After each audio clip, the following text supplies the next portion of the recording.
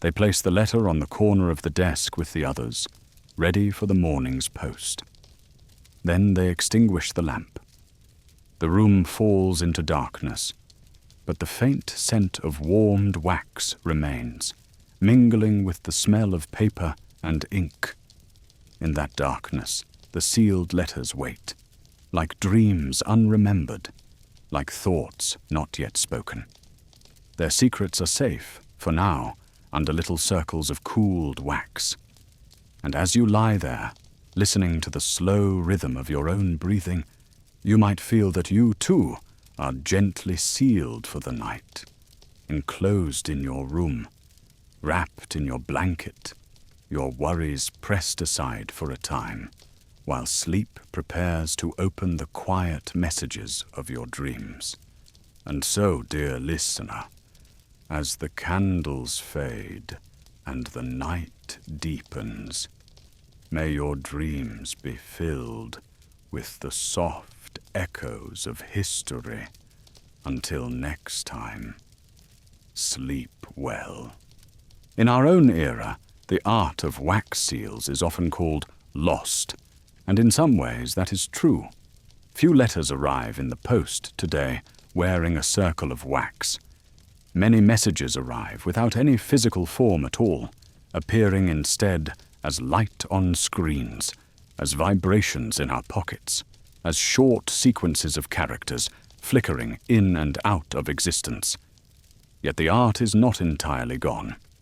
It lingers in small, deliberate acts. A wedding invitation sealed with a botanical motif, a handmade card closed with a wax moon, a certificate bound with a wax and ribbon medallion. It lives also in memory and imagination, in novels, films, and quiet daydreams about quills, parchment, and dimly lit studies. When people today reach for sealing wax, they are often reaching for more than a closure. They are reaching for a feeling, a sense of slowness, of intention, of tactile connection. They are saying, in effect, this message is not merely information, it is a gift of time and care. Perhaps you, listening now, have considered using a wax seal yourself.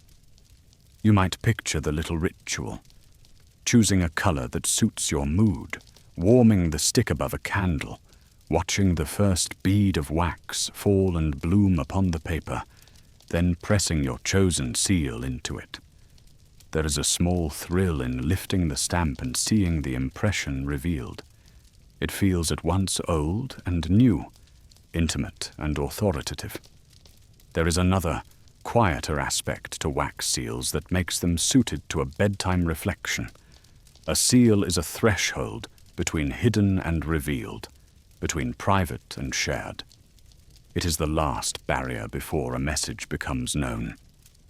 At night, when our minds drift toward sleep, we too hover at a threshold, between waking and dreaming, between the seen and the imagined.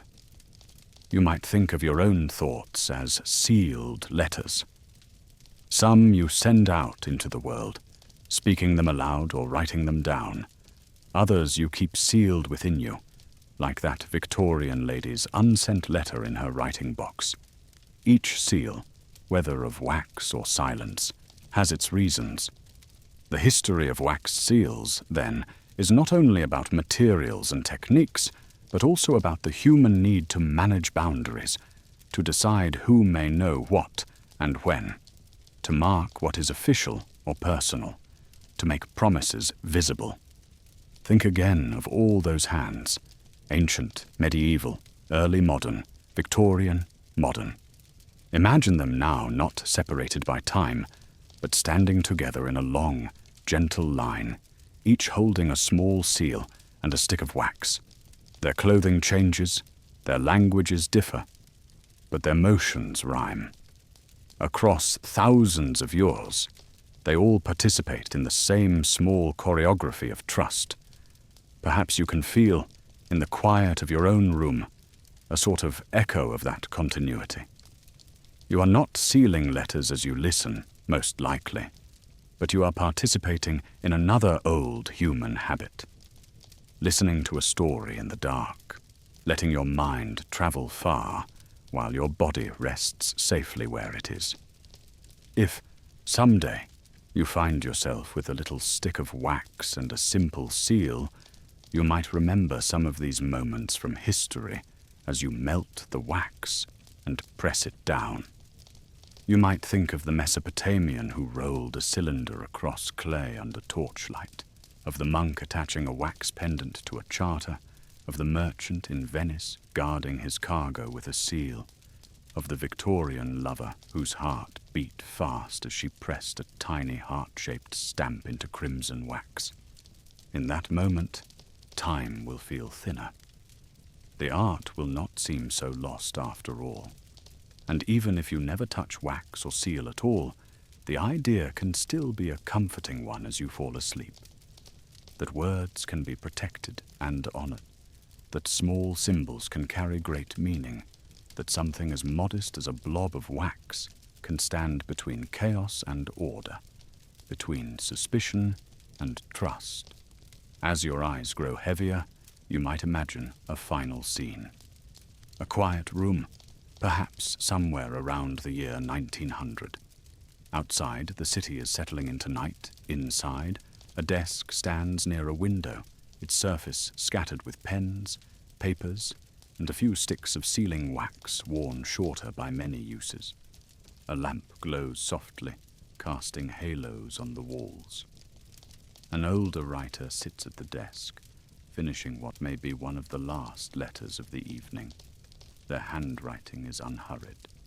They pause occasionally, looking not at the page but at the middle distance, thinking.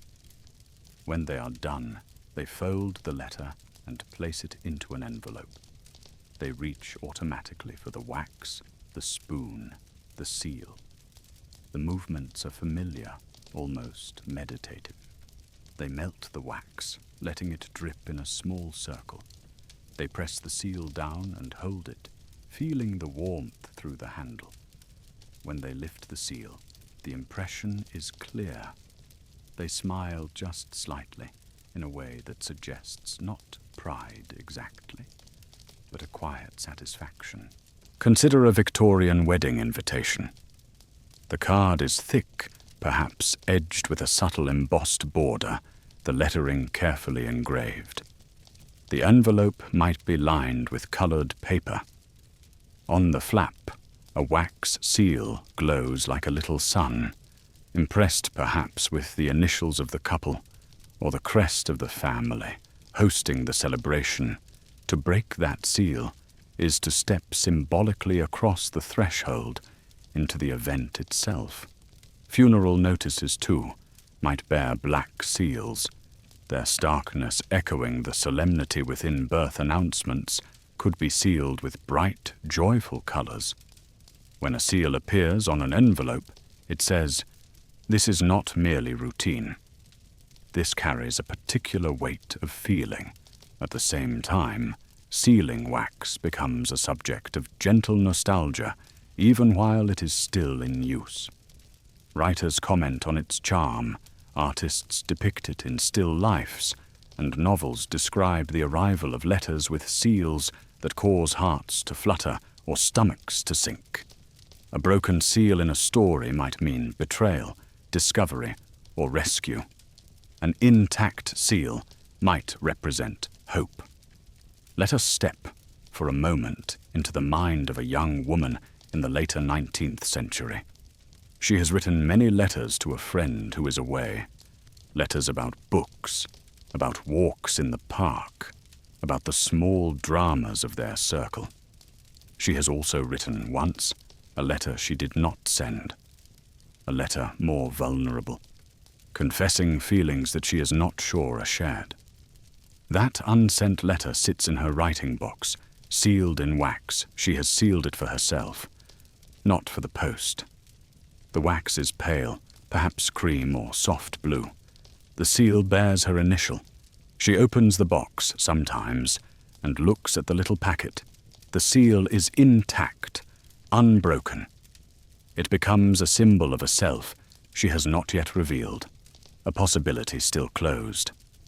In another house, a father keeps letters from his son at school or in the service, each one carefully opened, but with the broken seals still evident on the envelopes. The colors vary, sometimes depending on what wax was at hand. The impressions may be a simple ring or a crest from the school. Each one, to him, is a small reassurance. The letter began its journey whole, with his boy's own hand pressing the seal. Even as gummed envelopes and later mass-produced stationery become widespread, wax seals live on in moments when people want to slow down. There is something inherently leisurely about them. One must find the wax, light the flame, wait for the melting, press the seal, and give it time to cool. It cannot be rushed without risking a smudged or incomplete impression.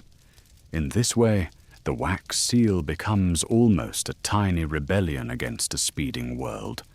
But inevitably, in the 20th century, change accelerates.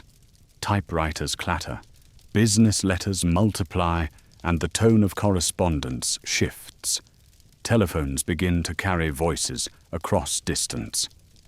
Later, electronic communication will alter the landscape even more dramatically. The realm of paper shrinks, though it never entirely vanishes. Wax seals retreat from everyday necessity into the realms of ceremony, art, and nostalgia. They appear on formal diplomas, on royal proclamations, on legal documents that wish to evoke tradition. They also find a new home in the hands of hobbyists, calligraphers, and romantic souls who delight in the feel of sealing wax, the gleam of a freshly pressed seal, and the soft crack as a letter is opened. If you have ever opened such a letter, you may remember the little moment of hesitation. Your fingers find the seal and pause. There is a reluctance to break something so pretty, but a seal exists, paradoxically, in order to be broken by the right person. Its whole purpose is to be destroyed in fulfillment of trust. The 20th century brings new types of sealing wax, some formulated to be more flexible and less brittle, better suited for machine sorting, and modern post-vintage seals are rediscovered in drawers and attics, their handles worn smooth. New designs are cast, some whimsical, some Gothic, some minimalist colors multiply. A person today, if they wish, can buy wax in hues that those old scribes and merchants could scarcely have imagined. And yet, for all the variety, the core idea remains ancient and simple. Melt, press, cool, sign, seal, send. As you drift closer to sleep, you might feel a quiet kinship with all those unknown hands that have performed this same small ritual in such different worlds. The Mesopotamian scribe with his clay, the Roman senator with his ring, the medieval monk with his heavy pendant seal, the Georgian lady with her tiny brass stamp, the Victorian clerk with his orderly initials, each in their time bent over a surface, brought a material to softness, and pressed a symbol into it. Each paused, just as you might pause over a thought, letting it settle. There are even etiquette books that comment upon the use of wax, warning against overly playful seals in too formal a context, or advising on appropriate colors. A black seal on a letter may cause a flutter of alarm, suggesting death or grave illness. A bright red seal on a small perfumed note might excite curiosity of a more romantic sort. Let us step into a quiet Victorian study now. The room is panelled in dark wood, its shelves lined with books, whose spines glow with gold titles in the lamplight. On the desk lies a leather writing slope, open to reveal compartments for paper and envelopes. In a little tray rest several sticks of wax, a small brass spoon for melting it more precisely, and a collection of seals. some engraved with monograms, one bearing a crest, another with a motto in French, toujours fidèle, always faithful. The gentleman who uses this desk is middle-aged, with greying hair and a thoughtful expression. Tonight, he is composing a lengthy letter to his eldest son, who has gone abroad on business. His handwriting is neat and somewhat old-fashioned, with long loops and flourishes.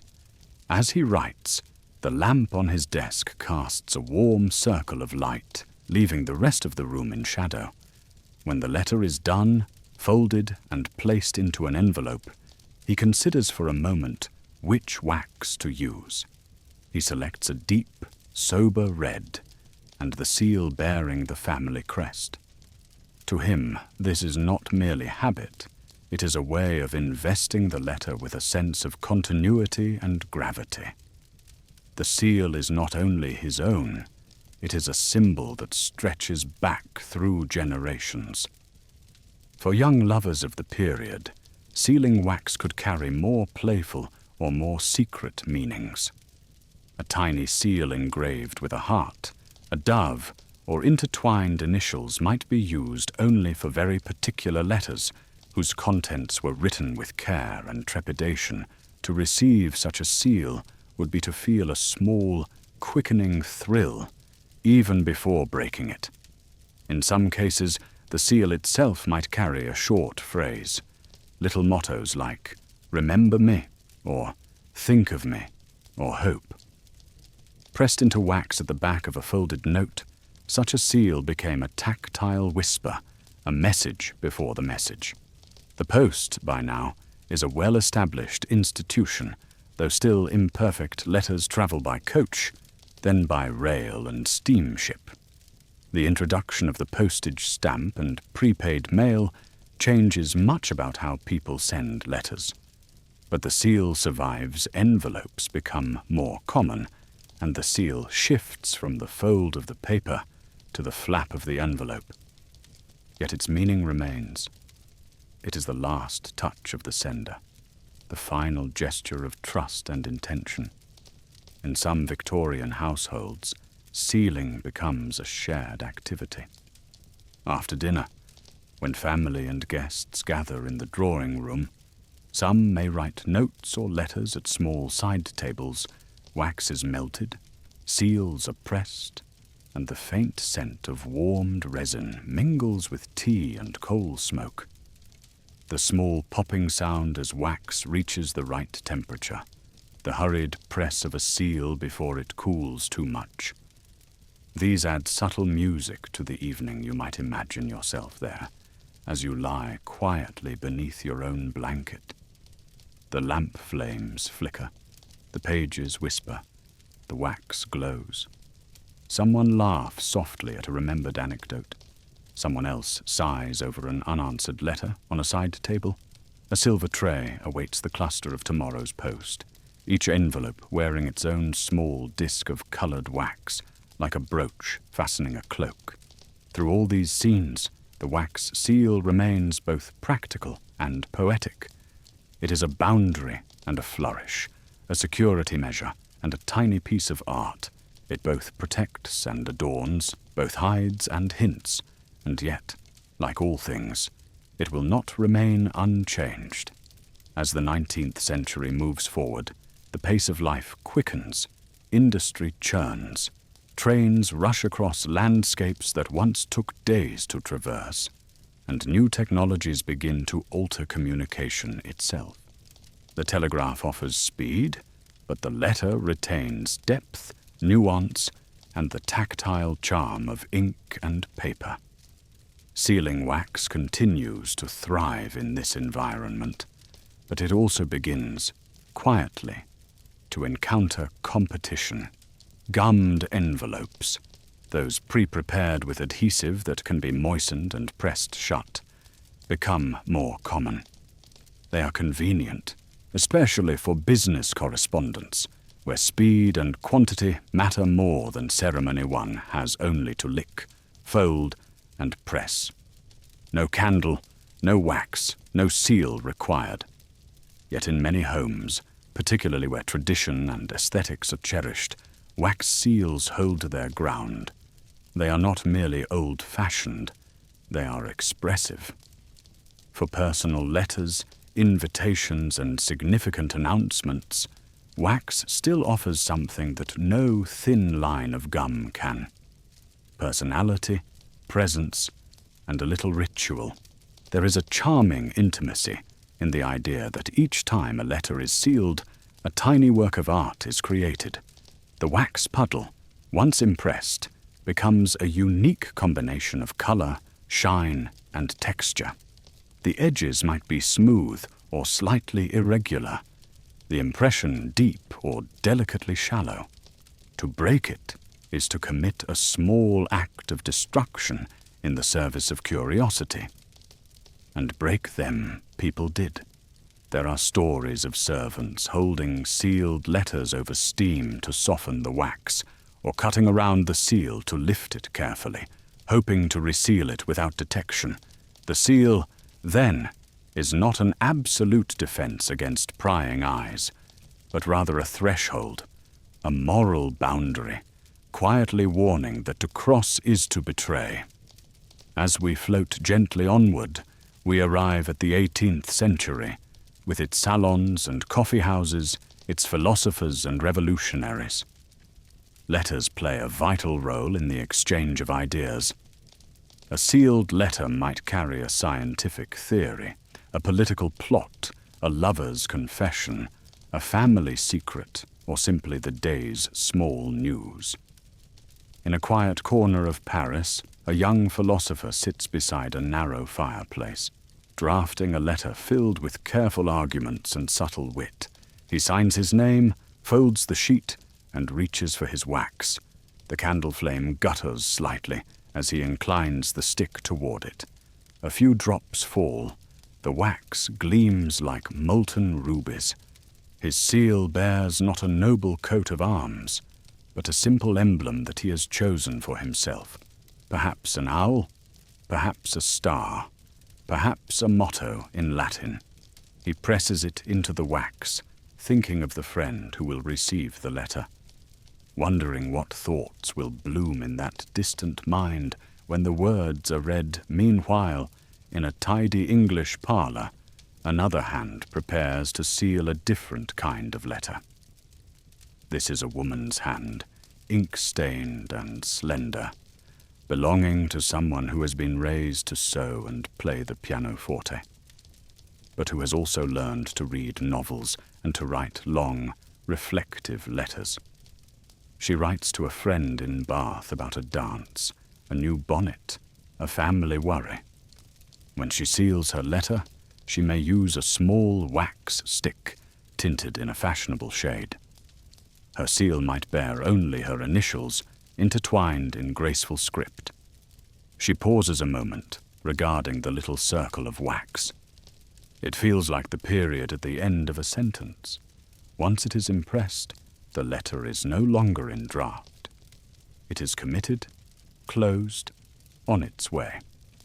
As the 18th century gives way to the 19th, our story glides very gently into the age that often feels closest to the cozy heart of wax seals, the age of Georgians and Victorians, of quills and steel nibs, of ink bottles and wafer seals, and brightly colored sticks resting in desk compartments. We will linger here. Now it is a damp, grey evening in early 19th century London.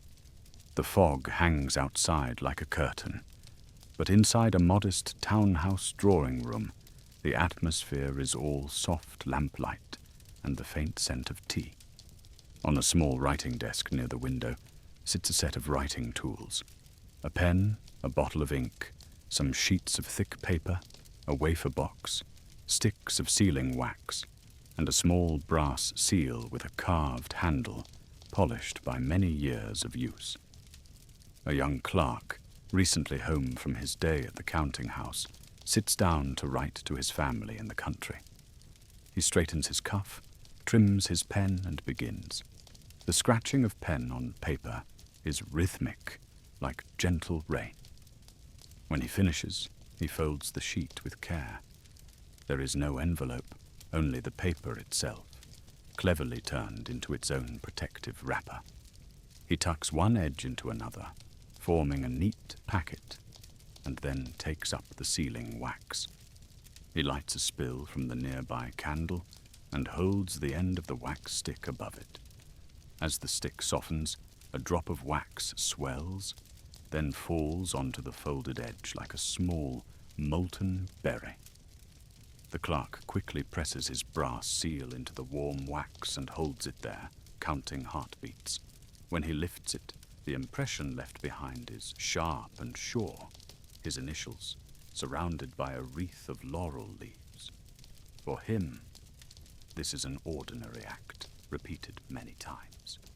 For us, looking back, it is a tiny, luminous ritual, blending the practical and the poetic, the wax seal says. In effect, I have written this. I send it to you, and I do not expect it to be opened by any other hand. In more affluent households, sealing wax becomes almost an accessory, part of the visual language of correspondence. Sticks in shades of deep red, soft rose, forest green, and royal blue lie side by side in little boxes. Some ladies and gentlemen keep multiple seals, swapping them according to mood or occasion. A serious armorial seal for business, a whimsical one with a cupid, or a motto for more personal letters. Wax at last becomes the favored medium. There is something deeply satisfying about wax. It melts under heat, glows translucent for a moment, then cools into a soft, slightly flexible solid. In an era when parchment is precious and writing a slow labor, the seal becomes a little jewel at the end of a document, a bright, meaningful flourish. Picture a great charter unfolding on a heavy table. At its base hang round blobs of colored wax, some green, some red, some natural beeswax amber, each bearing an impression: a king on horseback, a bishop with crozier, a heraldic shield, a cross, or a simple device.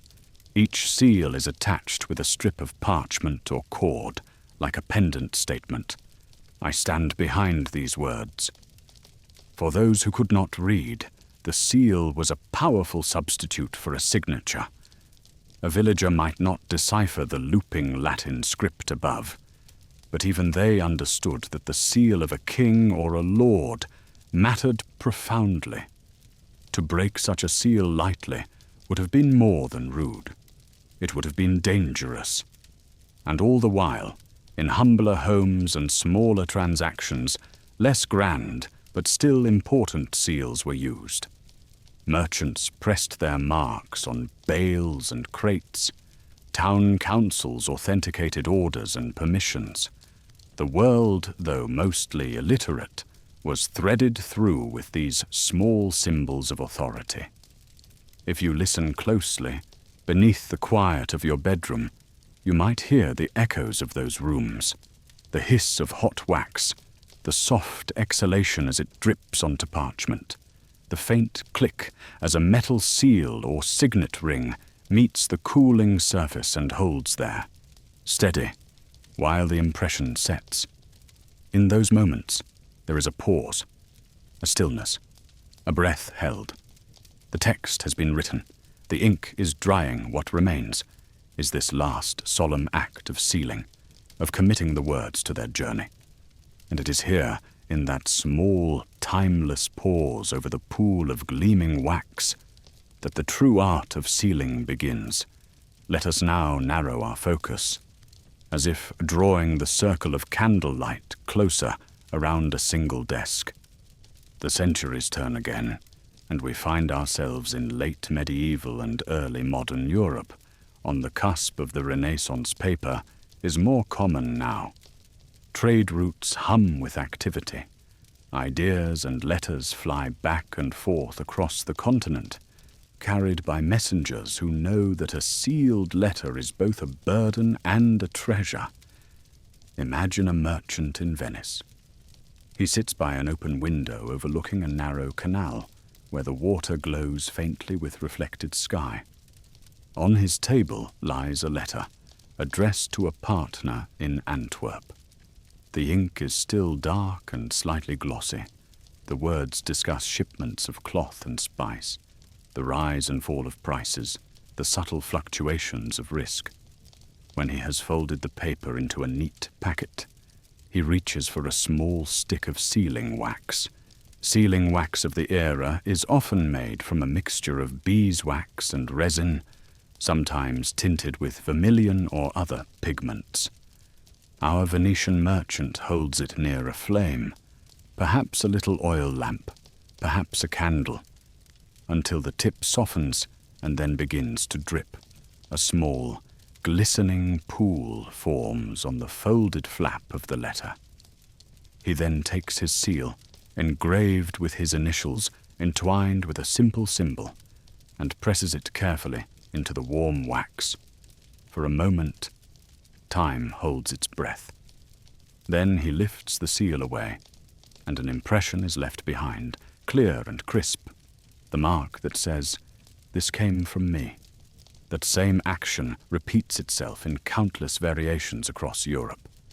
In French chateaux and Dutch counting houses, in Spanish convents and German universities, people melt wax, press seals, and send their words into the uncertain world.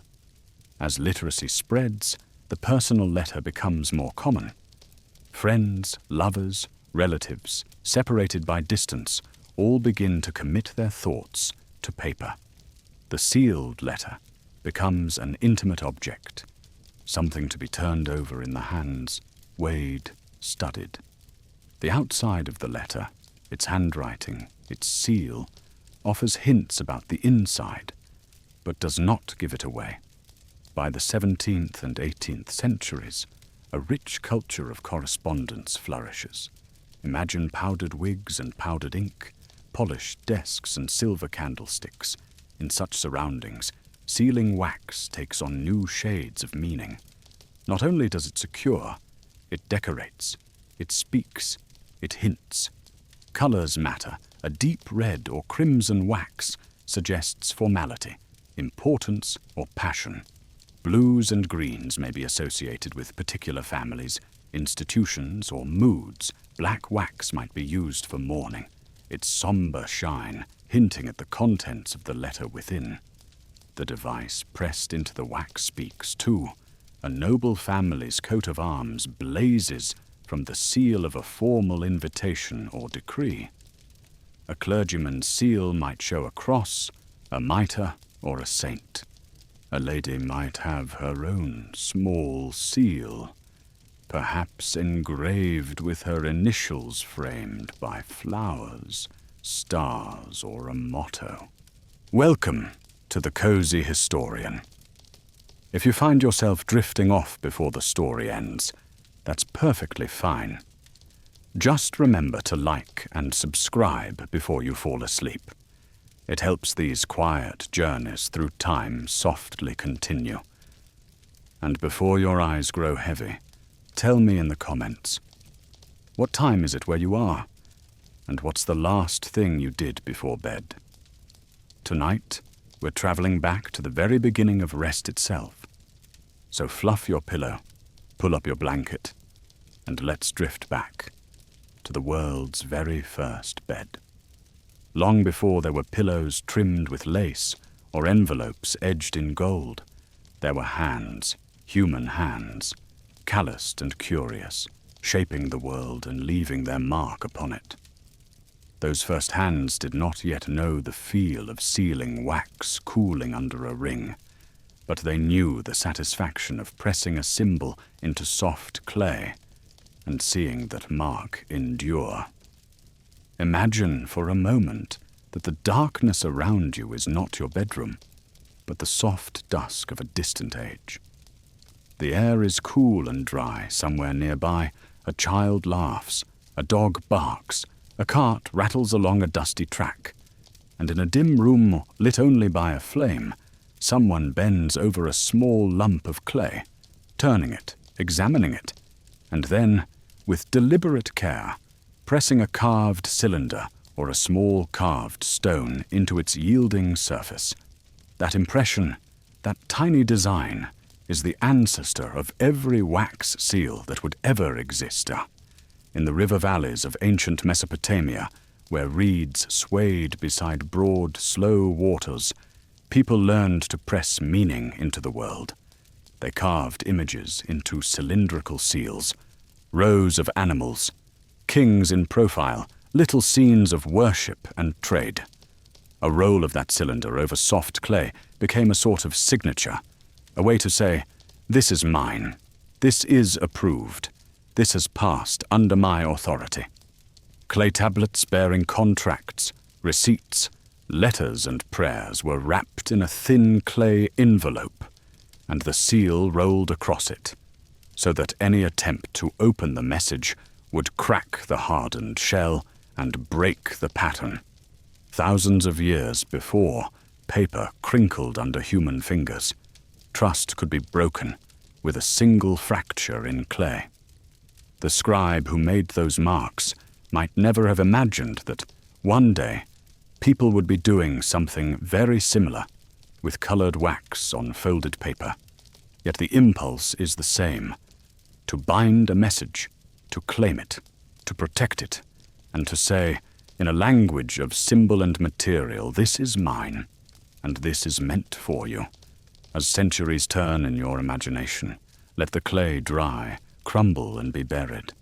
Let the reeds be cut, the bricks fall, the cities sleep.